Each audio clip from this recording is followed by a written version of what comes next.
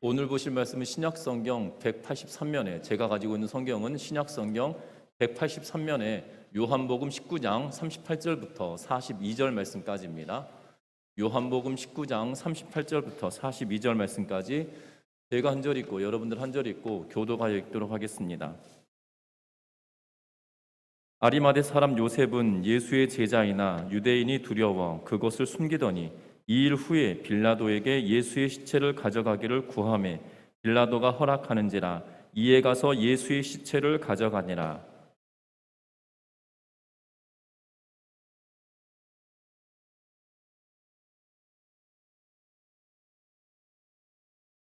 이에 예수의 시체를 가져다가 유대인의 장례법대로 그 향품과 함께 세마포로 쌌더라.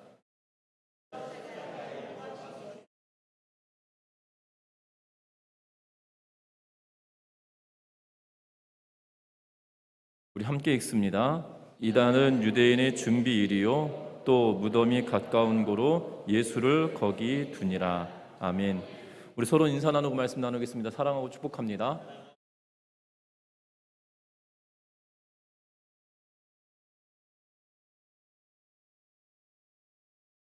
세계적인 닭튀김 식당으로, 이 패스트푸드 식당으로 유명한 KFC가 있습니다. 오늘날에도 120여 개 국가에 수많은 매장을 두고 있는 그러한 거대한 기업이기도 하고, 패스트푸드 식당으로는 세계에서 네 번째로 이 매출이 높은 그러한 회사이기도 합니다. 그 회사를 창업하였던 커넬 샌더스의 본명은 원래는 할랜드 샌더스라고 불려지는 사람이었습니다. 그런데 그의 이름은 군대의 대령이라는 의미의 커넬이 붙게 되었는데, 그가 켄터키에서 여러 가지 사업을 하면서 지역 경제에 기여한 바가 있어 그 공로로 주지사가 그에게 예명으로 붙여준 이름입니다. 그리고 존경의 의미를 담아서 붙여준 이름이기도 한데, 이 커넬 샌더스는 1890년 중부지방인 인디애나에서 태어났는데, 그가 태어나면서부터 그가 큰 부자였던 것은 아니었습니다. 그가 6살 때 그의 아버지가 돌아가셨고 그의 어머니를 도와서 일을 해야만 했습니다. 그리고 14세가 되어서는 집을 나가서 전국을 떠돌면서 보일러 수리 또는 점검원 그리고 보험 판매원 등을 하면서 닥치는 대로 일을 해야만 했던 그러한 가난한 사람이었습니다. 특별히 18살에는 조세핀이라는 여성과 결혼하여서 일남이녀의 자녀를 두었음에도 불구하고 그의 경제적인 상황은 여의치가 않았습니다. 1920년에 오하이오 강을 오가는 전기 여객선을 운행하는 첫 사업에 도전했는데 얼마 지나지 않아서 다리가 놓여져서 그 사업도 실패하게 되었습니다. 그리고 이 램프를 만드는 공장도 해보았지만 다른 경쟁 회사들에 밀려서 그 사업도 실패하게 되었습니다. 그가 60대 중반에 이르기까지 주유소, 모텔, 식당 등 여러 가지 사업체를 운영했지만 때로는 잘 될 때도 있었고 때로는 망할 때도 있었던 그의 나이였습니다. 그러던 어느 해 50세가 되던 때에 남부식으로 닭을 튀겨내는 그러한 조리법을 그가 개발해내고, 그가 그 조리법을 가지고 사업을 하려고 여러 군데 그 매장들을 방문하면서 사업을 추진하려고 하였지만 1008번이나 되는 이 퇴짜 맞는 경험을 하였다라고 그의 자서전에서 이야기하고 있는 것을 보게 됩니다. 그러면서 62세 되던 해에 그가 이 프랜차이즈 1호점을 내게 되어지고, 그리고 난 이후에 65세 될 때쯤에는 이 켄터키 프라이드 치킨이라고 하는 KFC라고 하는 회사가 더욱더 확장해져 가는 것을 보게 됩니다. 이미 1980년에 그 회사가 얼마나 많은 수익을 창출했냐면 1980년에 약 우리나라 돈으로 2조 6천억 원이나 되는 엄청난 자산을 가진 그러한 거대한 회사가 되었던 것을 보게 됩니다. 지금으로부터 한 40년 전 일이잖아요. 1980년이면 그때만 해도 2조 6천억이면 우리나라 돈으로도 어마어마한 돈인데 그렇게 많은 남겼던 것을 보게 됩니다. 분명한 것은 그의 나이가 62세 되던 60대 중후반으로 넘어가면서 그가 사업에 성공하게 되었던 그러한 계기로 인하여서 그의 인생의 일대기는 많은 사람들의 입에 회자될 뿐만 아니라 특별히 자기 개발이나 성공학에 관한 이야기를 할 때마다 이 사람의 이름은 한 번도 빠진 것을 본 적이 없습니다. 특별히 이 사람의 일대기가 너무나도 극적이었기 때문에 이러한 일이 가능한 것처럼 보여지는데요. 여러분들 60대에 사업을 시작한다는 게 쉽지 않은 일임에도 불구하고 그의 투지나 열정을 가지고 이 모든 일을 했다라고 하면서 거기에 초점을 맞추고 있는 그러한 모습을 보게 된다는 겁니다. 그런데 성경은 이 나이가 있음에도 불구하고 하나님께서 그를 사용하시고 하나님께서 그들을 인도하시면 놀라운 일들을 행함에 대하여 성경은 분명하게 이야기하고 있는 것을 보게 됩니다. 우리가 잘 알고 있는 아브라함도 75세 되던 내 그가 갈대아 우르를 떠나서 가나안 땅으로 향하여 가고 있는 것을 보게 됩니다. 그가 75세 고령의 나이에 하나님께서 그를 택하시고 부르셔서 하나님의 백성으로 삼으시고 그의 일꾼으로 세워가시는 모습은 저와 여러분들이 이미 잘 알고 있는 그러한 성경의 말씀일 것입니다. 또 한 부류의 사람이 있습니다. 80세 되던 해 하나님께서 그를 부르셔서 이스라엘의 지도자로 세워주셨던 모세 또한 고령의 나이였습니다. 여러분들 그가 120세에 하나님께서 부르셨지만 그가 부르시는 그때까지 총기가 있었고 눈이 어두워지지 않았고 기력이 쇠하지 않았다라고 성경은 이야기하고 있기에 우리는 때로는 이 모세를 보면 50대 중년의 나이가 아니겠나라는 생각이 들 때가 참 많습니다. 뿐만 아니라 이 10개라고 하는 영화가 우리나라에 소개되어지고 개봉되었을 때 그리스도인들이 참 많이 가서 보았고 안 믿는 사람들도 10개나 그리고 배너라고 하는 영화를 보게 되는데 그 영화의 주인공이 찰튼 헤스톤이 고령의 나이에 이 영화를 찍은 것이 아니었다는 거죠. 그러다 보니까 그 영화를 통해서 보는 것은 잘생긴 미국의 배우인데 젊어 보이는 사람이다 보니 모세의 나이가 80세의 고령이었음에도 불구하고 그렇게 나이 들어 보이는 것이 아니라 그냥 중년의 남성이 이스라엘 백성들을 인도했을 거다라고 추정하게 되는 머릿속에 상상만 하게 되어지죠. 그런데 그렇지 않았다는 겁니다. 80세의 고령이었음에도 불구하고 그를 통하여 하나님은 일을 하셨다는 사실들을 우리에게 보여주고 있는 것을 보게 됩니다. 우리는 기억해야 합니다. 하나님께서 우리를 사용하시게 되면 나이의 문제가 되지 않는다는 거죠. 저와 여러분들이 나이가 문제가 되는 것이 아니라 내가 하나님과의 어떤 관계에 있느냐가 더 중요하다라고 우리들에게 말씀해 주고 있다는 사실입니다.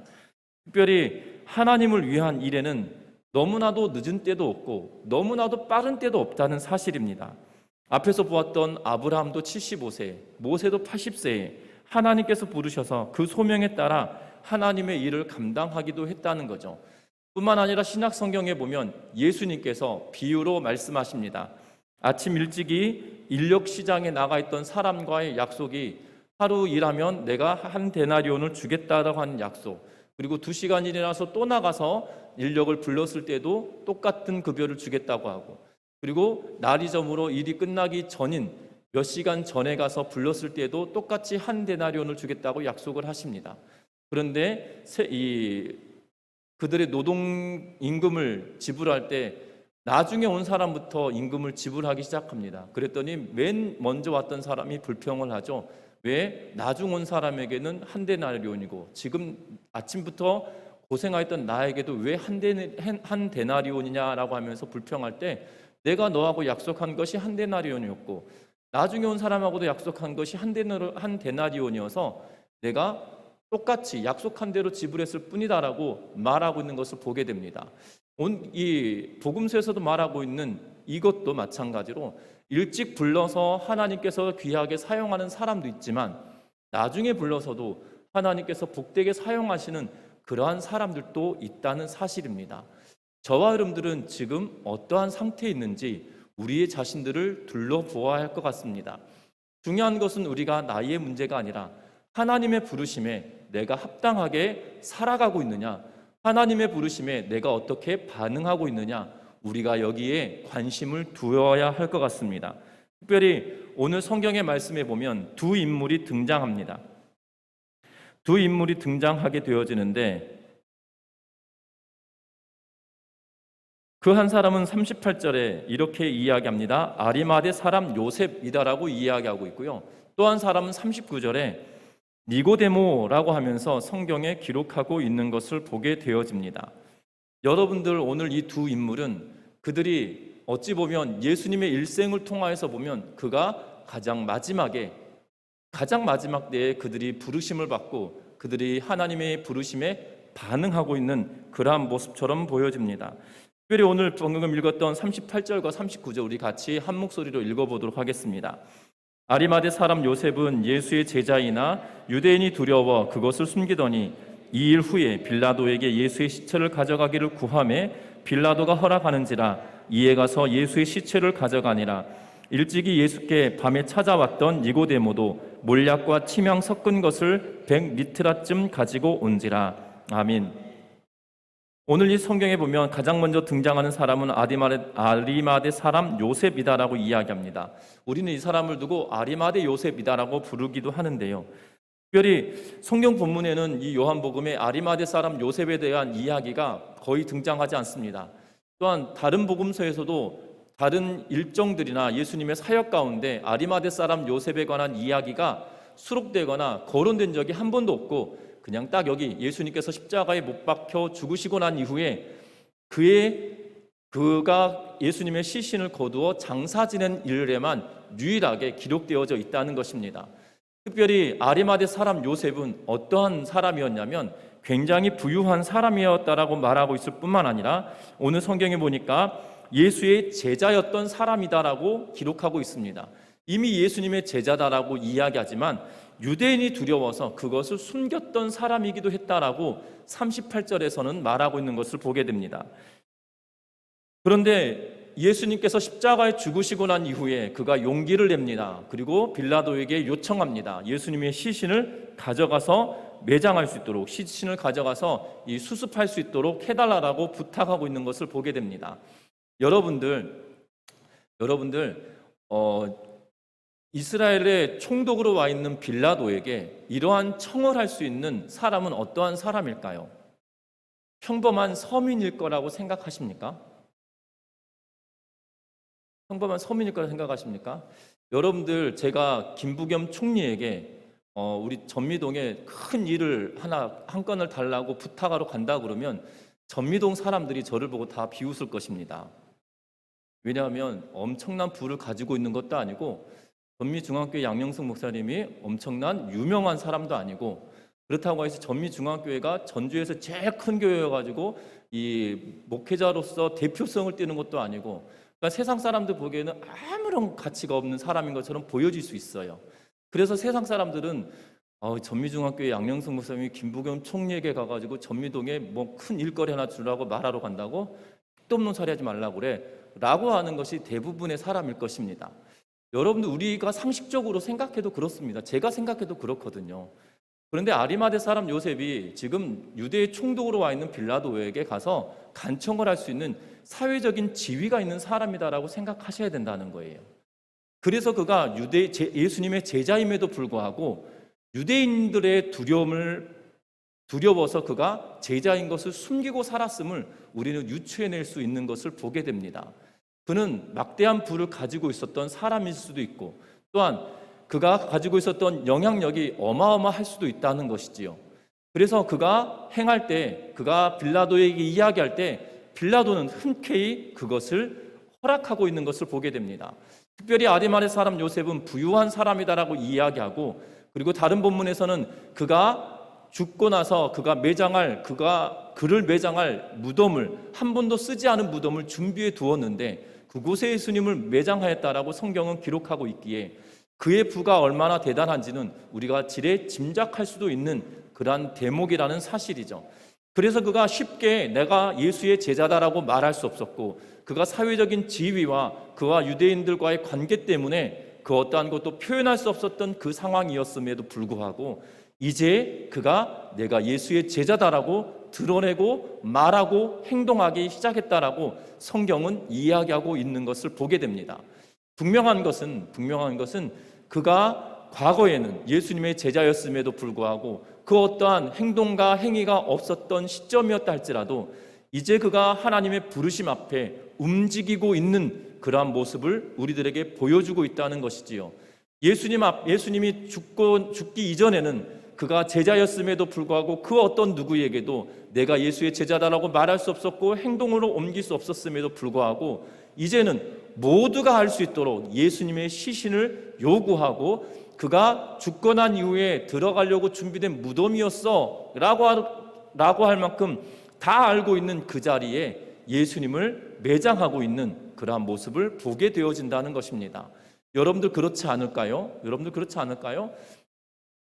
수많은 사람들에게 이미 알려져 있는 사람이고 그가 죽고 나면 이곳에 묻힐 거야라고 매장지를 준비해 놓았다라면 지나가는 사람들은 이미 다 알고 있을 것 같고 그 동네의 사람들은 이미 다 알고 있겠죠. 그런데 이제 그것을 드러내고 그곳에 예수 그리스도를 묻히게 한다는 것은 내가 이제는 예수의 뜻대로 예수의 제자로 삶을 살겠다라고 결단하고 드러내는 그러한 행위와 행동이었다는 사실입니다. 그 하나님의 부르심에 합당하게 움직이도록 그가 자신을 드러내고 있다는 것이지요. 우리가 읽었던 39절에 등장하고 있는 니고데모도 동일한 사람입니다. 니고데모는 우리가 요한복음을 보면서 니고데모는 두 번에 걸쳐서 등장하고 있는 것을 보게 됩니다. 한 번은 요한복음 3장에 밤에 예수님께 질문하러 오고 있는 것을 보게 되죠. 그런데 이 니고데모에 대하여 설명을 할 때 큰 학자다라고 큰 스승이다라고 예수님은 그를 지칭하고 있는 것을 보게 됩니다. 니고데모는 공회의 의원이고 그리고 이스라엘의 지도자일 뿐만 아니라 큰 스승이다. 다시 말하면 하나의 학파를 이룰 만한 거대한 인물이었던 것을 예수님은 이야기하고 요한은 그렇게 기록해 놓고 있는 것을 보게 됩니다. 그랬던 그가 예수님께 나와 예수님께 질문을 하고 또한 그가 예수님께 나아왔던 것을 보게 됩니다. 뿐만 아닙니다. 그리고 나서 요한복음 7장에 예수님을 변호하려고 하다가 그들의 동료에 의하여서 이 타박을 받게 되자 그가 속된 말로 기가 죽어버리는 그러한 모습을 보게 되죠. 분명한 것은 하나님의 예수 그리스도의 제자였음에도 불구하고 예수를 믿는 사람이었음에도 불구하고 그가 종교 지도자였던 그러한 관계 때문에 오히려 사람들에게 비난을 받을 때 주눅 들어버렸던 모습을 우리들에게 기록해 놓고 있는 것을 보게 됩니다. 그런데 예수님께서 십자가에 못 박혀 돌아가신 이후에 그가 자신을 드러내고 그가 예수 그리스도의 제자임을 나타내고 있는 것을 보게 됩니다. 세례 요한, 이 사도 요한은 이들에 대하여서 이야기할 때 마치 하나님의 영광보다도 사람들의 영광을 구하였던 사람들이었던 것처럼 비춰지는 그러한 기록들을 해놓고 있음에도 불구하고 이제 이후로는 그들의 삶이 세상 사람들의 영광을 구하여 살아가던 모습이 이제는 하나님의 영광을 구하기 위하여 살아가는 사람으로 바뀌어 버렸음을 우리들에게 보여주고 있다는 것이지요. 특별히 앞에서 보았던 아리마대 사람 요셉은 그의 무덤을 예수님께 내어놓았고 그리고 니고데모는 몰약과 침향 섞은 것을 100리트라쯤 가지고 나왔다라고 성경에 기록하고 있는 것을 보게 됩니다. 여러분들 이 리트라라고 하는 단어는 무게의 단위, 부피의 단위이기도 한데요. 100리트라는 개역 성경 우리가 지금 보아오고 있는 이 개역 한글판보다 이 앞전에 번역되었던 것은 이 리트라라고 이야기하고 있지 않고요. 리트라라고 이야기하고 있지 않고 백근으로 번역해 놓고 있는 것을 보게 됩니다. 사실 백근이라고 번역되어 있어서 정확한 이스라엘의 무게와 우리나라의 무게의 의미가 똑같지 않음에도 불구하고 백근으로 번역해 놓았거든요. 그런데 이 리트라라고 하는 단어가 또 어디에 등장하고 있냐면 여러분들 기억하십니까? 이 요한복음 12장 3절에 가면 나사로의 동생 마리아가 예수님께 향유를 부을 때 나드 한 근이라고 표현이 되었죠. 이 나드 한 근을 표현하고 있는데 이 나드 한 근을 표현할 때 단어가 리트라라고 하는 단어를 쓰고 있어요. 1리트라의 그 향유를 예수님께 부었다라고 기록하고 있죠. 그러면 이 리트라가 가룟 유다가 말할 때 얼마쯤 되는 비용이다라고 이야기합니까? 300데나리온이다라고 표현하고 있어요. 그러면 1리트라가 어느 정도 되는 거냐면 300데나리온. 300데나리온은 1년 동안 노동자가 쓰지 않고 모을 수 있는 노동자가 하루 품삯이 1데나리온인데 300데나리온은 300일 동안 약 1년 동안 모은 돈인 거죠. 그러면 오늘 이 100리트라는 그러면 몇 년치 임금인 거예요? 한 사람의 100년치 임금을 지금 예수님께 쏟아붓고 있는 사람이 바로 니고데모예요. 니고데모는 종교적 지도자이기도 하고 큰 스승이기도 하였지만 그가 부유한 사람인 것으로 보여집니다. 예수님의 장래에 100년 동안 한 사람이 100년 동안 수고하여야 얻을 수 있는 임금을 쏟아붓는다는 것은 쉽지 않은 일이고요. 또 하나는 이 100리트라는 또 다른 이 기록들을 보면 왕이 죽었을 때 사용하는 향품의 양과 비슷한 정도의 어마어마한 양을 사용했다라고 이야기하고 있는 기록을 보게 됩니다. 여러분들, 니고데모가 지금 100리트라를 사용하여서 예수님의 장례를 치렀다라고 이야기할 때 어떤 영향이 그 후로 올 거라고 생각되십니까? 어떤 영향이 올 거라고 생각되시나요? 여러분들 생각해 보십시오. 전미동에 한 이 어르신에게 잘 알지도 못하는 사람이 장례를 치르는데 갑자기 100억을 투자했다고 그러면 100억을 써서 장례를 치렀다고 그러면 여러분들 어떤 느낌이 오실 것 같으십니까? 다들 놀라시겠죠. 또 하나는 죽은 사람하고 저 사람하고 도대체 무슨 관계일까? 라고 관심 갖지 않을까요? 또 이 사람들의 가십에 관심 가지고 있는 사람은 이미 그 둘의 관계를 알고 사람들에게 막 소문을 내죠. 알고 봤더니 배다른 자식이 돼 막 이러면서 이상한 소문을 내기도 하고, 어떤 사람은 저 사람에게 생명을 이렇게 뭐라 그러죠? 그 생명의 은인이 돼라고 하는 그러한 이야기를 하면서 수많은 이야기들이 막 번져 나가겠죠. 여러분들, 니고데모는 이스라엘의 유력한 지도자였고 유력한 선생이었습니다. 큰 스승이다라고 번역된 그 단어가 요한복음 3장에 기록되어 있는 큰 스승이라고 하는 단어가 학파를 이루고 있는 사람들에게 쓰고 있는 그런 단어들이거든요. 여러분들 기억할 것은, 그랬던 그가 지금 예수님의 죽음에 왕이 죽을 때 사용할 만큼의 양을 쏟아부어서 예수님의 장사를 치르고 있다는 거예요. 장례를 치르고 있다는 거예요. 그러면 도대체 사람들은 이야기할 겁니다. 니고데모하고 예수하고 도대체 무슨 관계일까라는 거죠.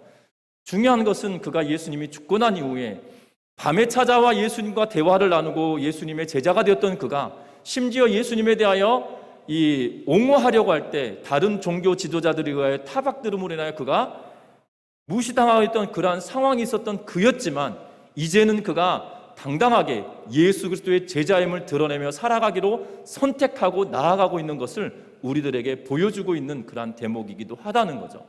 저와 여러분들 기억했으면 좋겠습니다. 지금 니고데모도 아리마대 사람 요셉도 예수를 믿었던 제자였어요. 그런데 그가 그 자신을 드러내지 못하고 신앙생활하였던 그들이 이제는 예수 그리스도의 죽음과 더불어 그들이 예수님의 제자라는 사실을 드러내고 예수의 제자된 삶을 선택하며 살아가기로 결단을 하고 그 첫걸음을 떼고 있는 모습이 바로 이 38장과 39절에 기록되어져 있는 말씀이라는 사실입니다. 하나님의 부르심에 그들이 반응하고 움직이기 시작한 그 시점이 바로 예수님의 죽으시고 또한 예수님을 장사하는 그러한 시점이었다는 사실이죠. 저와 여러분들도 마찬가지입니다. 저와 여러분들도 우리가 신앙생활해 갈 때, 믿음 생활해 갈 때 우리들도 어찌 보면 아리마대 사람 요셉처럼, 때로는 니고데모처럼 내가 예수 믿는 사람인지 아닌지 드러내지 못하며 살아갈 때도 있고, 때로는 내가 예수 믿는 사람이다라고 사람들에게 선언하고 또한 드러내며 살지 못할 때도 많죠. 때론 최근 들어 코로나19 상황 때문에 예수 믿는다, 내가 교회 다닌다라고 말하기가 참으로 어려운 시기가 되어졌던 이때가 되었다는 말입니다. 이럴 때가 있는 우리들이지만 분명한 것은 하나님이 우리를 부르시고 우리에게 요구하시고 우리에게 말씀하실 때 우리는 어떤 반응을 보이며 살아갈 것인지에 대하여 결단할 수 있는 그러한 계기가 되는 이 아침이 되시기를 주의 이름으로 부탁합니다. 분명한 것은 니고데모도 아리마대 사람 요셉도 그들의 자신이 예수님의 제자라는 사실을 드러내면 이제 그들도 핍박당할 것이고 그들도 어려움을 당할 것이고 그들도 제자들에게 당하였던 그 고통들이 그들에게도 동일하게 닥쳐올 것임에도 불구하고 이제는, 과거에는 그들의 눈치를 보며 두려워하였다라면 이제는 두려워하지 않고 예수님의 제자된 삶을 살아가기로 결단을 하고 결정하고 움직이고 있다는 사실입니다. 저와 여러분들의 삶 가운데도 이러한 은혜가 있으시기를 주의 이름으로 부탁드립니다. 때로는 예수 믿는 신앙생활하는 것이 우리들에게는 고통스러운 일이 될 수도 있습니다. 그럼에도 불구하고 그 길을 선택하고 나아가는 것은 우리를 부르신 자에 대한 합당한 반응이라는 것이고, 그 부르신 자에 대한 합당한 반응뿐만 아니라 내가 누구인지에 대하여도 드러내는 그러한 삶의 모습이라는 것을 기억하며 살아가는 은혜가 있으시기를 주의 이름으로 부탁합니다. 숨어있던 두 제자의 헌신으로 말미암아 예수님의 장례는 그냥 정말 무지막지한 죄인의 장례와 달랐다는 거죠. 십자가에 매달렸다는 사실은 그들이 얼마나 흉악한 죄를 지었는지 드러내는 것이었음에도 불구하고 예수님의 십자가의 죽으심은 그들의 흉악한 죄인과의 그러한 장례 절차가 달랐다는 것입니다. 성경은 말합니다. 예수님 옆에 있었던 두 죄인은, 십자가에 매달렸던 그 죄인은 어떻게 매장되었는지에 대하여 기록해 놓고 있지 않습니다. 그리고 그들에 대한 관심도 없습니다. 그런데 오늘 성경은 예수님이 매장당할 때, 예수님께서 장례를 치를 때는 정말 성대하게 장례가 치러지고 있다는 거예요. 여러분들, 부유한 사람이 자기가 묻힐 무덤을 준비하는데 한 번도 쓰지 않은 무덤이었다는 거예요. 제가 살았던 이 목포에 갈 데가 없습니다. 갈 데가 없어서 초등학교, 중학교, 고등학교 시절에 이 소풍을 가면 갔던 데 또 가고 갔던 데 또 가고 그랬던 것 같아요. 갔던 데 가고 또 갔던 데 또 가고 그랬던 기억이 납니다. 심지어 소풍을 갈 때 하도 갈 데가 없었으면, 오죽 갈 데가 없었으면 영산강 하구뚝을 딱 맞고 나서 생긴 그 간척지라고 표현해야 되는 게 맞겠죠. 그러니까 하구뚝을 막음으로 생긴 그 공간에 나무 한 그루 없는데 거기 가서 소풍 갔던 기억이 아직도 생생합니다. 도대체 왜 그곳에 갔을까? 그곳에 간 이유를 도대체 선생님들 왜 무슨 생각으로 그곳에 갔을까? 소풍 갈 때 여러분들 5월달 아니면 9월달 이렇게 가잖아요. 낮에는 진짜 더워요. 그리고 그곳에 갈 때 학교가 버스를 대절하여서 학생들을 데리고 가는 게 아니라 6학년부터 초등학교 1학년까지 그 몇 킬로 되는 길을 한 2시간 걸어서 가고, 밥 먹고 보물찾기 하고 수건 돌리기 한 게임 하고, 그리고 2시간 걸어서 학교로 또 와야 되는, 몇 시간 걸어서 학교 와야 되는 그 일을 왜 했는지, 저 혼자 생각은 군사정부 시절이기 때문에 어린애들도 행군 훈련을 해야 되는 거 아닌가, 그래서 시킨 게 아닌가, 저 혼자 그렇게 생각해 봅니다. 애들부터 그냥 행군을 해가지고 걸어 다닐 수 있게 만든 거 아닌가, 혼자 그렇게 생각해 보는데, 중학교 갔을 때 버스를 탈 수 있는 그런 나이가 되니까 소풍 갈 수 있는 범위가 더 넓어진 것 같아요. 목포 인근에 무안이라고 하는 지역에 가면, 그러니까 목포 경기를 딱 벗어나면 이 서씨 묘역으로 소풍을 갔던 기억이 납니다. 그러니까 서씨라고 하는 사람하고 저하고 상관도 없고, 서씨 그 문중 사람들하고 학교하고도 상관없는데, 그 서씨 문중이 그 지역을 이렇게 일대를 준비해 놓고 뭐라고 그래야 되죠? 가족 묘원으로 꾸며 놓은 거예요. 그런데 한 학교 학생들을 중학교 1, 2, 3학년 학생들을 다 수용하고도 남을 만한 장소가 되어서 학생들이 소풍 갈 만한 공간으로 만들어 놓은 거죠. 공간이 되어진 거죠. 한 문중의 땅에 가서 소풍을 할 만큼 지역 사람, 그 서씨라고 하는 그 문중 사람들이 만들어 놓은 땅에 그곳에 가서 소풍을 하게 되는데요. 여러분들, 이 재력 있는 사람들은 그 지역의 명소가 되는 것들을 보게 됩니다. 그러니까 그 서씨 문중이 얼마나 대단한 집안인지 모르겠으나 넓은 자리에 터를 잡고 묘지를 세워놨는데 그곳이 사람들이 방문하여서 소풍할 만한 공간으로 만들어 놨다는 거죠. 그렇다고 그 서씨가 우리나라 국지의 대기업의 총수나 이런 분들 보면 서씨를 들어본 적은 잘 없는 것 같아요. 그럼에도 불구하고 그렇게 만들어 놓은 거 보면 대단하다는 생각이 들어지는데, 아리마대 사람 요셉의 묘도 그렇지 않겠나 싶은 생각이 듭니다. 제 이 짧은 생각으로는 아리마대 사람 요셉의 묘에 가서 한번 봤어야 되는데 어떻게 됐는지. 그렇지 않습니까? 그 지역마다 가보면 유명한 분들의 그 묘지들이 있고, 제가 이 전에 사역했던 곳에 가면 이 성남에도 둔촌 이씨 묘역이 굉장히 크게 만들어져 있는 것을 보게 됩니다. 그래서 그 둔촌 이씨 묘역 앞에 길을 둔촌대로라고 이름을 해놓고 있는 것을 보게 되어져요. 그래서 보면 그 집안에 때로는 그 유력한 사람들의 묘역들을 사람들이 관심 갖고 보고 있는 것처럼 아리마대 사람도 그랬겠죠. 분명한 것은 그러면 그 이후에 삶은 완전히 뒤바꿔지는 거죠. 그렇지 않겠습니까? 사람들의 존경과 사람들이 가지고 있던 관심은 이제는 이단화로 분류되어질 뿐만 아니라 저 사람 나쁜 사람이야, 예수 믿는 사람이야 라고 완전히 상황이 뒤바뀌어지게 되는 거죠. 니고데모도 마찬가지죠. 니고데모도 종교 지도자로 산헤드린 공회의 회원으로 이스라엘 백성들에게 존경을 받았던 그가 이제는 십자가에 매달린 예수의 추종자로 분류된다라면 그들의 인생은 어떻게 보면 나락으로 떨어지는 그런 상황인 것처럼 보여집니다. 그런데 어찌 보면 이 둘에게 있어서는 이 역사적인 이 밤이 또한 이 장례 절차가 그들에게는 정말 괴로운 하루가 될 수도 있고요, 영원히 헤어나지 못하는 구렁텅이로 빠지는 것 같은 그러한 안타까움이 그들에게 있을 수도 있으나 분명한 것은 이들의 삶을 통하여서 하나님의 부르심에 반응함으로 말미암아 그들은 이 역사 가운데 기록되어져 있을 뿐만 아니라 그들을 통하여서 예수님의 장례가 헛된 장례가 아님을 우리에게 보여주고 있다는 사실이에요. 예수님의 장례가 십자가에 죽었던 수많은 사람들의 장례와 다를 뿐만 아니라 정말 만왕의 왕이요 만유의 주인 되시는 그분의 장례임을 드러내며 상징적으로 나타내는 그러한 무덤과 그러한 장례 절차가 되었다는 거예요. 우리는 생각합니다. 그렇게 설교를 들으기도 했어요.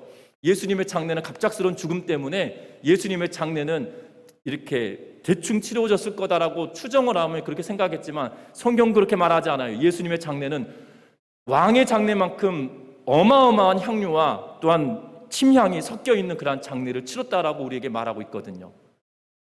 한 사람의 노동자가 100년을 일해야 모을 수 있는 값어치의 그 향유를 예수님의 장례에 쏟아부었다라고 이야기해요. 그것이 가능했던 이유가 뭐예요?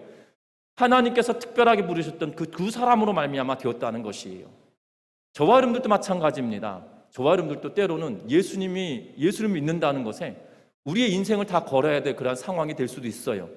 그런데 하나님의 부르심에 합당한 반응을 할 때 그 둘을 통하여 하나님의 놀라운 일을 할 뿐만 아니라 하나님께서 약속하셨던 구약의 언약의 말씀이 실제적으로 또 이루어지고 있다는 거죠. 이사야 선지자를 통하여서 사용되지 않았던 무덤에 들어가게 될 것이다, 부자의 장례처럼 장례가 치러지게 될 거다라고 이사야 선지자를 통하여 약속하셨던 그 언약의 말씀이 이 둘로 말미암아 이루어지고 성취되어지고 있다는 사실입니다.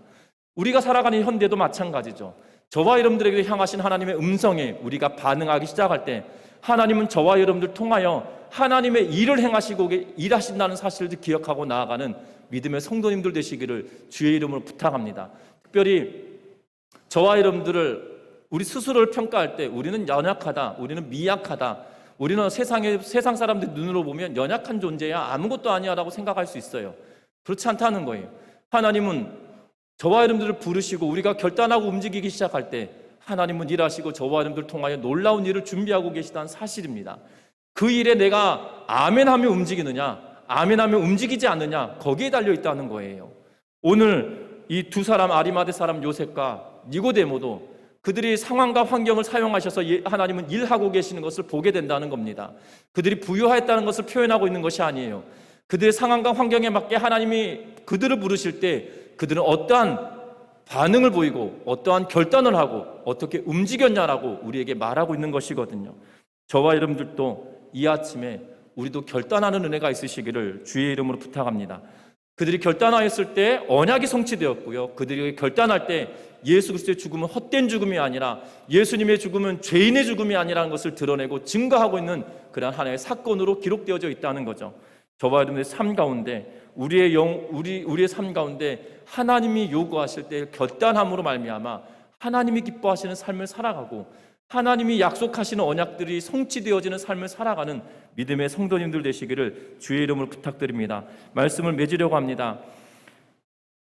참으로 어려운 시기를 지내가고 있습니다. 코로나19로 인하여서 참으로 이 모든 삶이 다 흐트러져 버리고 이전의 삶이 어떻게 살았는지 기억도 잘 되지 않은 그러한 상황이 되어져 버렸습니다. 어느 순간 식당을 가게 되면 머릿수를 헤아려야 되는 그러한 시대가 되었고요. 그나마 감사한 건 7월 1일부로 이 전주 지역은 8명까지죠? 7명까지인가요?